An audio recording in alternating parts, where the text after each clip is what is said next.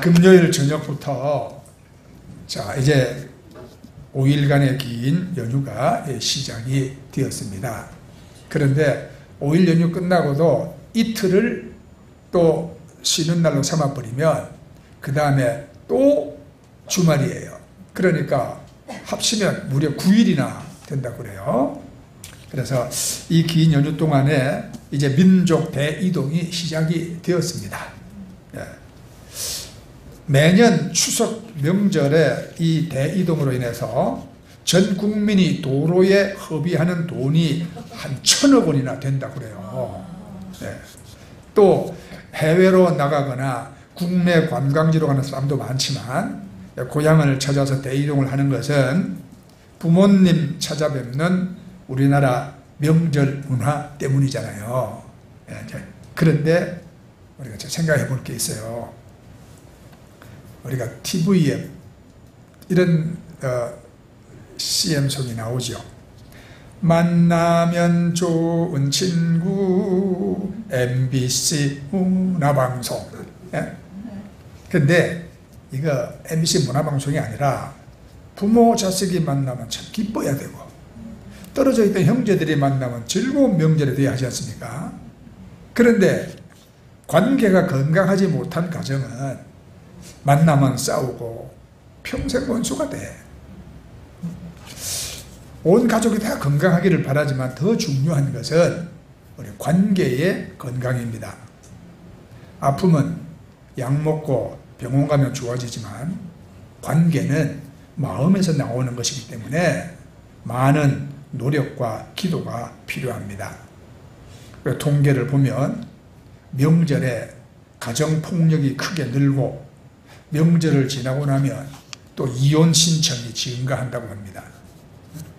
오랜만에 만나서 밥상머리에는 함께 앉았지만 평소에 좋은 관계를 갖지 못하다 보니까 무슨 사소한 말다툼만 생기면 이것이 그냥 불상사로 이어지는 것이죠. 그래서 추석에 가장 중요한 것은 잘 먹고 즐겁게 노는 것도 중요하지만 가족 간에 서로 사랑하고 혹시 잘못된 관계가 있으면 어떻게 하면 이것을 회복할까? 그런 면에 우리가 애쓰고 여러분 기도도 해야 할 것입니다. 이제 성경 퀴즈 하잖아요. 네. 근데 창세기 퀴즈에는 이런 문제도 있어요. 자, 태초에 하나님이 천지를 창조하셨습니다. 태초에 하나님이 하늘과 땅을 만드셨는데 그건 하늘과 땅 사이에 무엇이 있었습니까? 이런 퀴즈 문제도 있어요. 네? 하늘과 땅 사이에 무엇이 있었냐? 네, 거기 이제 쫙 답이 나. 산, 바다, 사람. 다 틀렸어. 그죠? 과가 있어요. 과. 네? 하늘과 땅이거든요. 과. 그러니까 이 과는 무엇을 말하느냐 하면 관계를 말하는 거예요. 관계. 그래서 어떤 신학자는 태초에 하나님이 관계를 지으셨다. 그렇게 말했습니다. 유대인 성경 주석자들은 창조에 대해서 하는 말이 있어요. 하나님은 이야기하고 싶어서 사람을 창조하셨다. 그럽니다. 하나님은 그 관계의 하나님 말이에요. 하나님도 사람과 관계를 맺기 위해서 사람을 지으셨다는 겁니다. 그래서 사람은 처음부터 관계적 존재로 창조가 되었습니다. 어떤 경우에도 혼자 되는 일이 없어요. 믿음은 하나님과의 관계요. 삶은 우리 사람과의 관계입니다. 구원은 하나님과의 관계를 맺는 것이고 죄는 그 관계를 깨뜨리는 겁니다. 성화는 하나님과의 관계가 깊어지는 것이고 또 선교는 세상을 하나님과 관계 맺게 하는 것입니다. 기도는 하나님과 그 대화적 관계를 갖는 것이죠.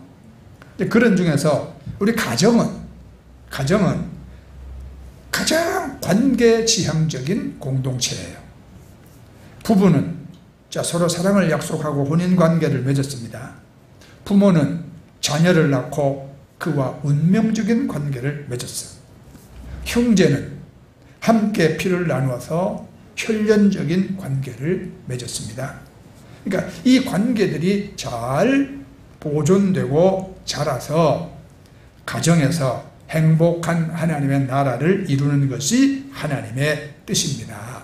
그러니까 좋은 관계 속에서 행복한 추석을 지내시기를 예수님의 이름으로 축복합니다. 아멘. 이런 이야기가 있어요. 어느 더운 여름날 두 사람이 이제 길을 가고 있었습니다. 쉬어갈 만한 나무 그늘도 없었기 때문에 두 사람이 땀을 뻘뻘 흘리면서 아주 금방이라도 쓰러질 것 같은 걸음걸이로 걷고 있었습니다. 그런데 얼마 가다가 마침 가지가 무성한 커다란 오리나무 한 그루를 발견했어요. 두 사람이 얼마나 반가운지 그 나무 그늘에 앉아서 땀을 식혔습니다. 그 시원한 나무 그늘 아래 앉아 쉬니까 무더위를 잊을 수가 있었고 이마에 땀방울이 이제 식어갑니다. 두 사람이 앉아서 이야기하는데 자연히 얘기 주제가 나무가 됐어. 한 사람이 말합니다. 여보게, 나무란 원래 대부분 어딘가 쓸모가 있는 법인데 여기 이 오리나무는 아무짝에도 쓸모가 없다네. 정말이지. 있으나 없으나 마찬가지인 나무가 이 나무라 하더군. 그러니까 한 사람이 또 맞장구 치며 말합니다. 그러고 보니 정말 그렇구나. 이 나무는 제목도 안 되고 가구를 만들 수도 없고 정말 쓸모없는 나무야. 이 두 행인이 오리나무 그늘에서 지쳐 쓰러질 것 같은 무더위를 시원하게 피했건만 시원해지니까 고마운 마음은 간고 없어지고 딴 생각을 지금 하고 있는 겁니다. 우리가 사람의 삶은 어떤 생각과 마음을 가지고 사느냐에 따라서 그 삶의 질이 달라지는 것입니다. 항상 감사한 마음으로 사는 사람은 계속해서 감사의 조건들이 늘어나게 마련이고 늘 불평과 불만이 있는 사람은 불평과 불만거리가 계속 늘어나기 마련인 것입니다. 우리 금년도 우리 추석 명절을 맞으면서 우리의 마음가짐을 우리가 한번 돌아보기를 원합니다. 우리가 예수 그리스도인과 이 추석 명절을 우리는 어떻게 생각해야 되냐? 예부터 추석을 한가위라고 했는데 한가위라는 뜻은 크다는 뜻의 한, 가운데를 뜻하는 가위, 요거 두 가지를 더한 옛말입니다. 음력 8월 한가운데에 있는 큰 날이라는 의미로 1년 중에 가장 크고 밝은 보름달을 만나는 음력 8월 보름을 이제 큰 명절로 여겼습니다. 이맘때면 넓은 들판에 오곡이 무르익어서 황금빛으로 물들고 또 온갖 과일도 풍성해지지 않습니까? 그럼 자연히 인심이 나고 또 자연스럽게 배부른 포만감이 생깁니다.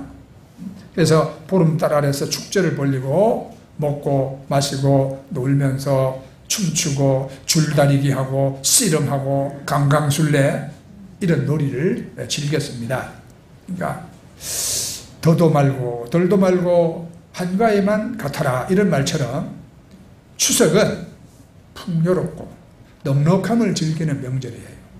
금년은 워낙 더운 날씨와 가뭄으로 인해 가지고 예년만 못하지만 그럼에도 여러분 없어서 지금 못 먹고 오신 분 있어요? 없잖아요, 그죠? 그래도 우리는 이 풍성한 추석을 맞고 있습니다. 우리 선조들은요, 이 모든 풍요가 조상의 은덕이라 이렇게 생각했거든요. 그래서 가장 잘 익은 열매를 거두어다 먼저 조상신에게 바치고 나서 친척들과 이웃이 함께 나누어 먹으면서 이제 정을 나누었습니다. 이런 이제 풍성한 마음씨, 이게 바로 한가위를 보내는 우리 조상들의 마음이었습니다. 근데 이제는요, 산업화가 급속하게 진행되고 국가 전체 산업소득에서 농업이 차지하는 비중이 5% 이하로 줄어들었대. 많은 사람들이 이제 도시에 산다는 말이에요.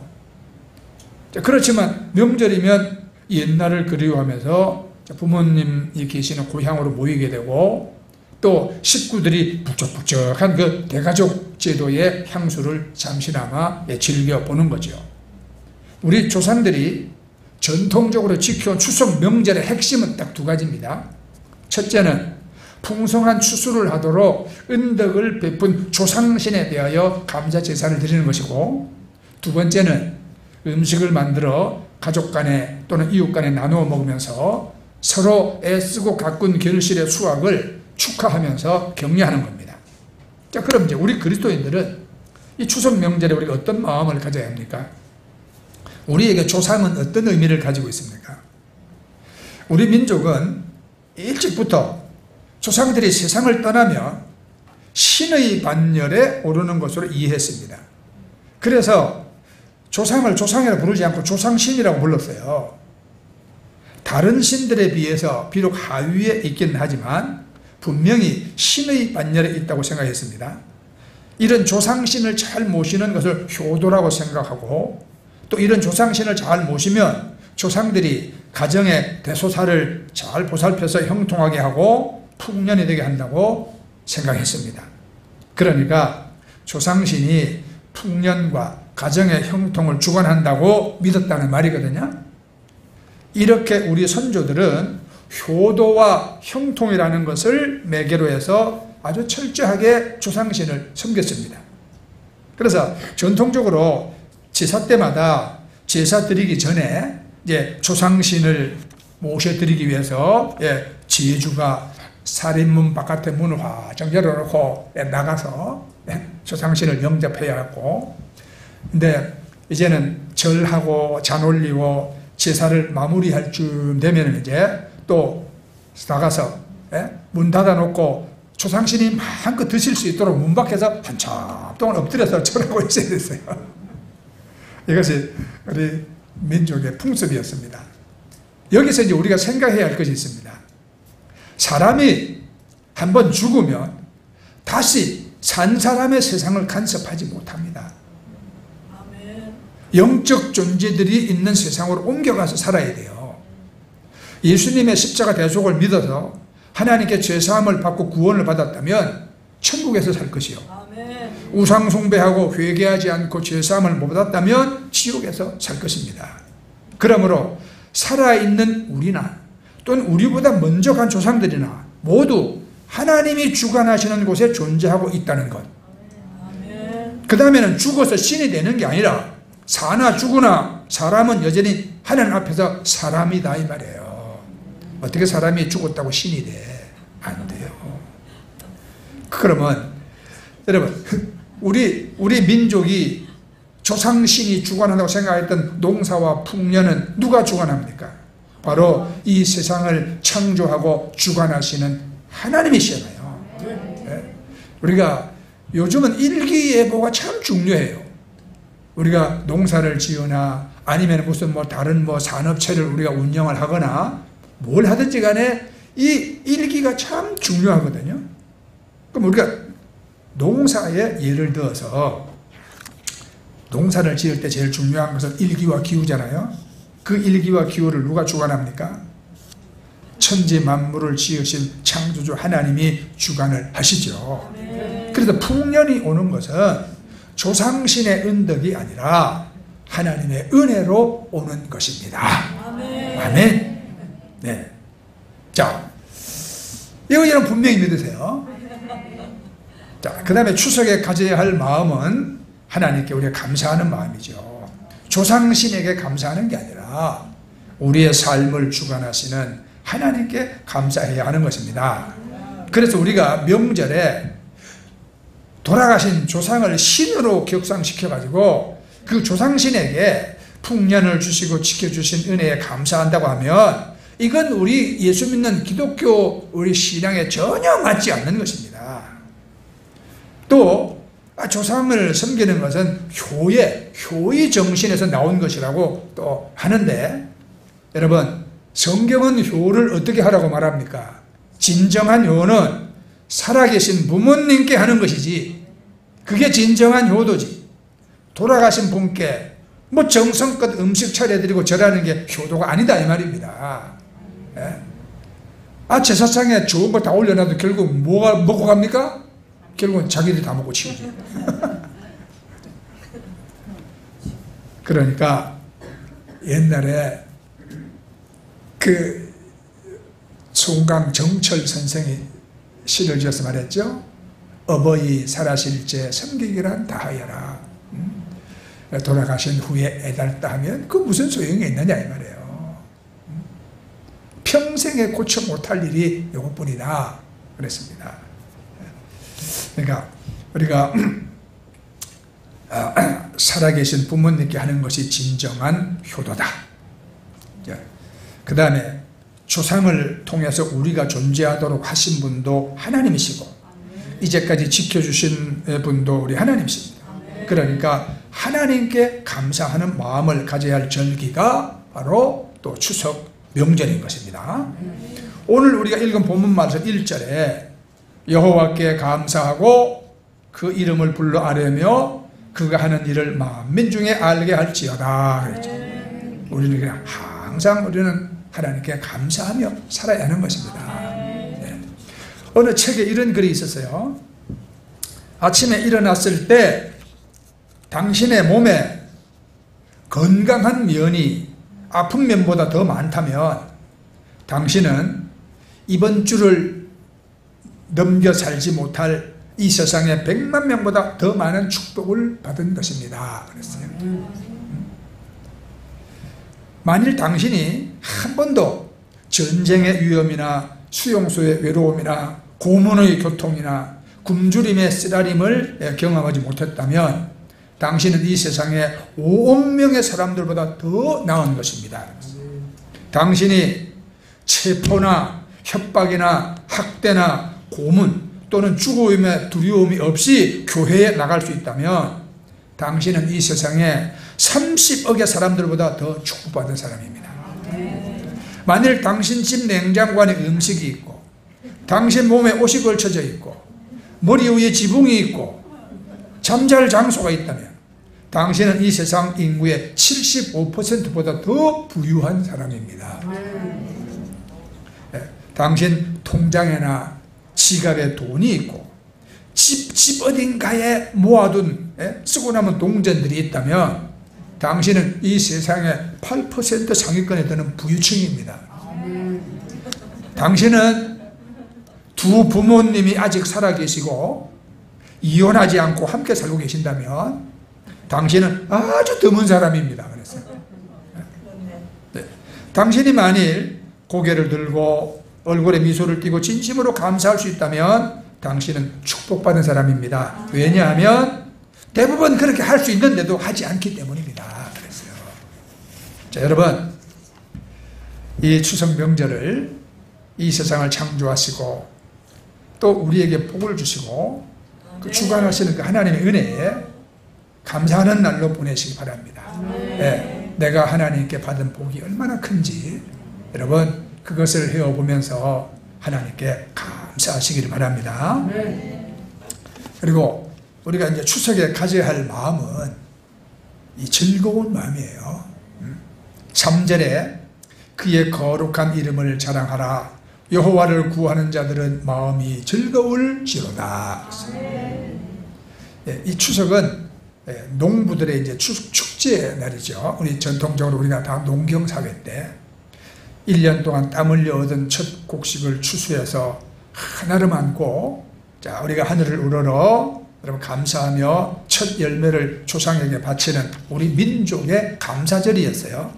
그래서 이제 이날이 되면 고향을 찾고 집안 식구들이 다 모여서 음식을 만들어 먹고 조상의 묘를 찾아 성묘를 하고 또 이로 인해서 부모님께 효도하고 형제지간의 우애를 다지는 절기였습니다. 그러므로 추석은 전통적으로 우리 민족의 추수감사절이고 이게 조상의 날이고 가정의 날이었거든요.